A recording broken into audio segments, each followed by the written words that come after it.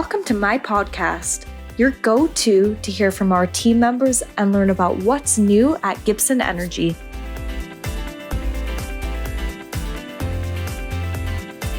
In this episode, we are joined by Gibson's sustainability team to chat about our newly launched sustainability report.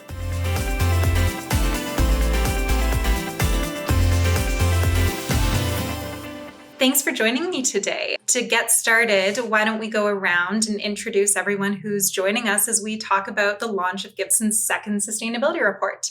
Haley, I'll start with you.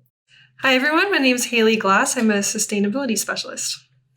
My name is Sean Wilson, and I am the Senior Vice President and Chief Administrative and Sustainability Officer. Hi, I'm Alistair Ross, Director of Supply Chain, ESG, and Stakeholder Relations. And I'm your host, Sarah Favel, the Sustainability Supervisor for Gibson. So to kick things off today, I've got a roundtable question. Sean, you're up as the Chief Administrative and Sustainability Officer. Why is sustainability important to Gibson? Great question. Short answer is it makes us better. Right? If you think about society, if you think about our environment, you can create a space where you're adding value to your society and your environment in which you operate. That will result in us being a better, stronger, more successful company. So it's important that you hear in different ways the triple bottom line, the 3 Ps, people, profit, planet, as well as doing well by doing good. They all say the same thing by thinking about sustainability, making sure it's in the forefront and built into your muscle memory as an organization, you will be more successful. When I think about sustainability at Gibson, I think the thing that surprises me the most is how easy it was to embed it in all areas of the organization. Instead of being a company where sustainability sits in a silo and we're constantly pulling information just for the sake of reporting data, we do seem to have had the ability to work and incorporate sustainability factors in all parts of our business. I would agree. You think about 3 years ago when we started more formally thinking about how do we talk externally about our sustainability journey. And it was probably one of the epiphanies for me being in the company for at the time, probably about 12, 13 years. This is going to be a big lift. We were actually doing a lot of great things on the EDS and the G side right out of the gate. So actually being able to tell our story, a story that we've already been living, made that first report a lot easier. But as this team and our broader organization has done, we've taken that kind of first step 3 years ago and now continue to not only advance how we think about telling that story externally, but writing those next chapters. And I think that's been a really exciting part to be a part of over the last 3 years. I think building on what Sean has just said, when you talk about, we were doing all this work across the organization, but we were able to tap into the talent pool that lives within the various groups that we have, whether it's the regulatory group, the engineering group, safety, HR group, community investment, and you were able to turn it into something that was not only strategic and forward-looking, but at the same time collaborative. We got high engagement. People felt fun about being part of the journey and the story. And I thought it was very cool to see, we didn't have to hire loads of people to come into the organization. We had this talent pool that was able to take on a task and move us forward.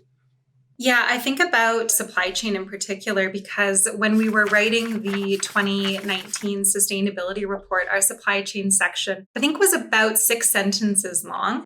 And what really speaks to me about the transformation is the amount of work that we've done in your area of the world through the supplier code of conduct, through the incorporation of sustainability factors into our RFP process. It's been really cool to see the journey and the speed at which people have been working to move our story and our path forward as a collective too. It's not one person that's trying to push a rock up a giant hill. We have a whole group of people behind us that have been supporting this journey right from the get-go. And I think it shows as well that, you talk about supply chain. It's not just Gibson who is on this journey. You have all these external stakeholders and you've got the suppliers, and we need the suppliers with us, and we need our communities and investors. And I think that's, when you talk about supply chain, that's been another key principle, is it's not just Gibson on this journey.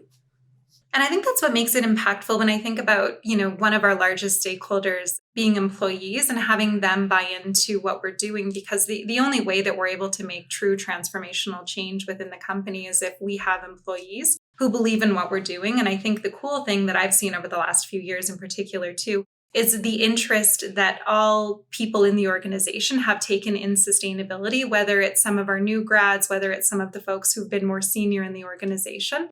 Everyone's been interested.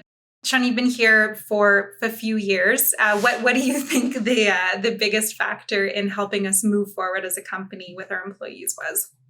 I kind of touched on it at the outset. I think it's been the way we've done our business historically, and I think what we've done over the last 3 years is really just highlighting it more on an external basis and told that story of kind of all the stuff that we've done.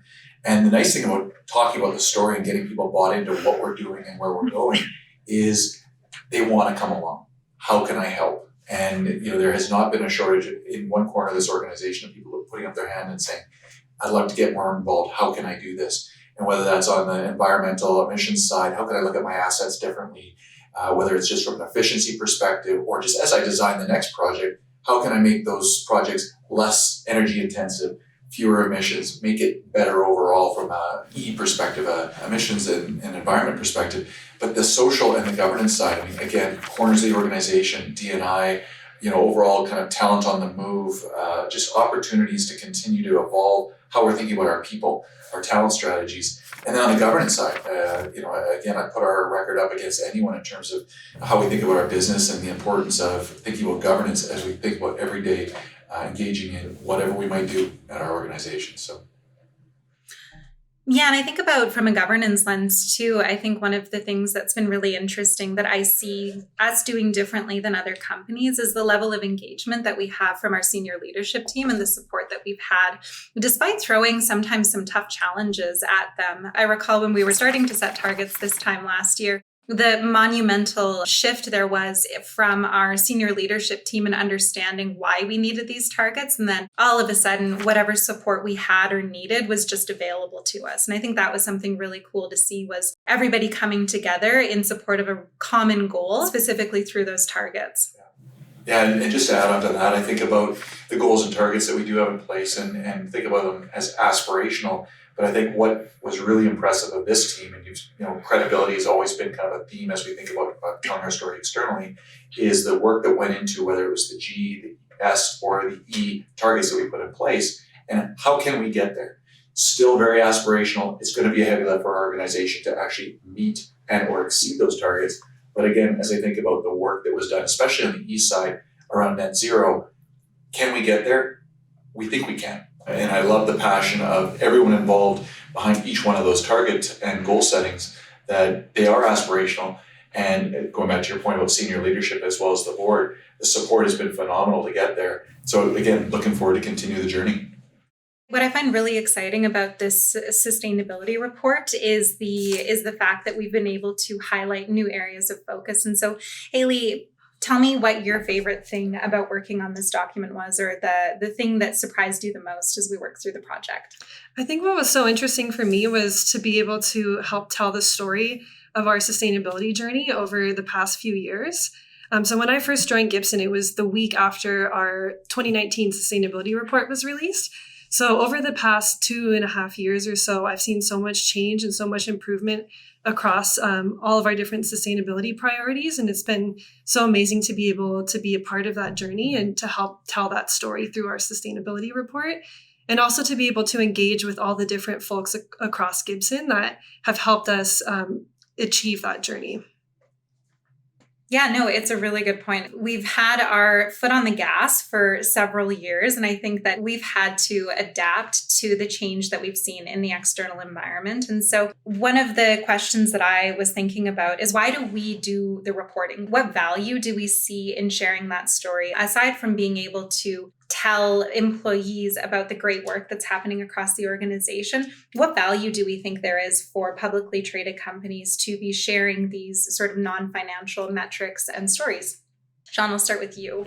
Oh, okay. I think there's a whole bunch of reasons. As with our financial statements, I think it's important to let our owners and our broader stakeholder group understand what we're doing and where we're going.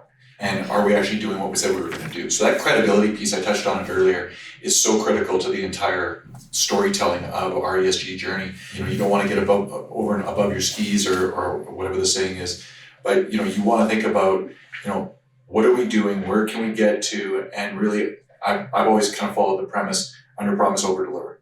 And so I think there's a credibility in telling the story and showing the progress, but also showing where, again, it's not moving as fast as we thought, right? And it's really, a balanced story to our stakeholders to make sure they understand. The exciting thing, and as you know, with kind of that mid-October for the release of this report, I'm really excited about just whenever that new report, that new document comes out, it almost feels like we're reaffirming how important sustainability is to us, our organization, our employees, our customers, and kind of the butterfly feeling about getting that out there and showing people what we've done, because it is just, I think everyone around this table, as well as across the organization, has seen it hasn't been a straight line. It hasn't been up and to the right. It's been bumpy at times, and you look back on those bumps and go, look at where we are now. The release of now our second sustainability report. Very proud of this team. What I think is also really cool is, Haley, you're most familiar with our favorite ESG Raiders, is the difference that I've seen in our scores and in the acknowledgements that we've gotten from those third-party raters due to the work that we've done in our sustainability team and at Gibson. What do you think has been the most impactful to those raters in improving our performance? I think overall, it's just been a big effort in improving our disclosure and telling that story, whether it's through our sustainability report, through CDP, through our website, through all of our governance policies that we've updated. There's so many different ways that we can tell our sustainability story to these ESG raters and to all of our stakeholders. And I think that it's great that we've been able to close so many gaps in these ratings and to use those as a framework to guide where we can improve and just keep progressing on our journey. Yeah, I think it's really cool. When we were looking at developing this report, I think one of the really interesting things and opportunities that we had was to close off some of those pieces of our story that we knew were happening internally that we hadn't been able to share externally. And so when I think about this document, to me, it's transformational in terms of what Gibson has done with sustainability, because instead of producing a report where we've been working at it, diligently and consistently for about a year, we've been doing this for, almost 3.5 years in a formal reporting perspective. The document and the information that's in this report is so significantly more mature, I think, than what we produced in our first report. And it's hugely in credit to the people who have been helping move our work forward, especially, I think about health and safety. And I think about the data that we were sharing in the stories and how since May of 2020, Mission Zero has really taken off. And we've done some really cool things in communicating that to employees and in bringing them along. Yeah, no, I just to add on to that, Sarah, I think about the health and safety side, our TRIF, the LTIF, and these are numbers that we've never seen as an organization. And we're coming up to our 70th anniversary year, and to see a TRIF of 0.43 or 42, both top quartile, but also just record for our company. There's a lot of work that goes into making sure that our folks go into work each day, stay safe, and go home in the same condition that they showed up in. And I applaud everyone from the field all the way to the office on all their efforts there, because it's great to report the numbers, but again, it's about telling that story. And our safety culture has come a long way, and numbers like that are some of the numbers I gravitate to as I think about that new sustainability report and go, wow, the organization is really moving the needle on this stuff. And for me, what's close to my heart is obviously our community investment and employee giving work. And what I think is really cool about that is you can tell people are more engaged with us as an organization just from their participation rates in our Gibson Gives programs. We're achieving rates that no other company has achieved before. And I think that it's really credit towards the fact that people come to work and they believe in the work that we're doing. And they also recognize that they have a responsibility in helping uplift the communities around us, which is a huge part of, I think, what has made us successful in the past is that constant framework of it's not about our ship rising, it's about making sure all ships rise at the same time. And the amazing thing about that particular piece is we own the podium in our sector. That can grow. It's so much more that space can really develop. Okay, so we've only got a couple of minutes left. And what I really want to talk about is that if you only have 10 minutes to read this document, and again, this is a long report. It's not as long as CDP, but it's a long report. What would you suggest readers focus on in the report? Haley, let's start with you. I think some important areas to focus on would be the new priority areas that we've added since our last report. I think it's really important to highlight our journey towards Indigenous reconciliation. We've also added a lot more disclosure around stakeholder and Indigenous engagement. Those are two areas that I think are very important and very important to Gibson. So I think that would be an interesting area to focus on. Sean, I'll kick it over to you. Yeah, I mentioned it before, the TRIF and the LTIS scores. Health and safety is a priority number one for us. And I just love looking at the call out of those two numbers and looking at how we've evolved over time. Take a look at the targets. Again, a lot of work last year, not only on kind of medium and long-term targets, but also the broader net zero. And like we mentioned before, a lot of time and effort kind of how can we get there? It's not just an aspirational statement to get some press. It's actually, we have a roadmap in behind it as to how we think we can get there. Aspirational still, but I think as an organization we can get there. I think you guys have covered up pretty much everything, but I think the only thing I would add is at the start, the set of questions that Sean Wilson has to answer or has answered, and they outline the themes of the document and what the preceding pages are going to look like. And I would spend a bit of time just reviewing those and thinking about those themes, because I think that they're definitely a key part of the report and obviously where we want to go in the future. And I think for me, the number one thing, if you had 30 seconds to read the document, is go to the section on our objectives. It really highlights how interconnected our Gibson way is and our values and how they move us forward as a business and as an organization. Maybe to steal the moderator mic from you, Sarah, to turn it around, someone who's been so mission critical in this entire journey to date, what's the thing, whether it's the sustainability report and something in it or something over the last 3 years, what's made you the most proud? When I think about what's made me most proud is the willingness of everyone in the company to help us move forward. It has never felt like we are doing this work alone. It has never felt like we are isolated from the broader team or from the broader vision of Gibson in the future. I have been so appreciative of how interconnected we are to all of the teams and how willing and open they are to hear from us in terms of the information and the stories that we need, versus pushing back and saying, no, we can't do that. There's never been one instance where somebody has said no. They may have said maybe, but then we figure out the path to yes. And I think that speaks to the culture of the organization is people here don't start with no, they start with maybe and work their way towards that yes.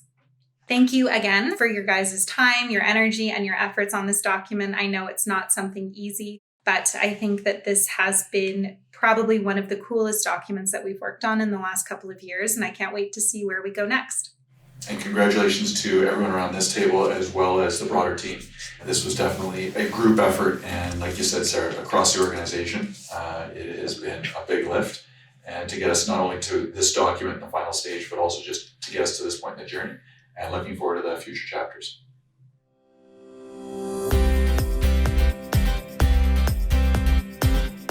Thanks for listening to this episode of MyPodcast. We hope you enjoyed it. Be sure to check out Gibson's new sustainability report at gibsonenergy.com.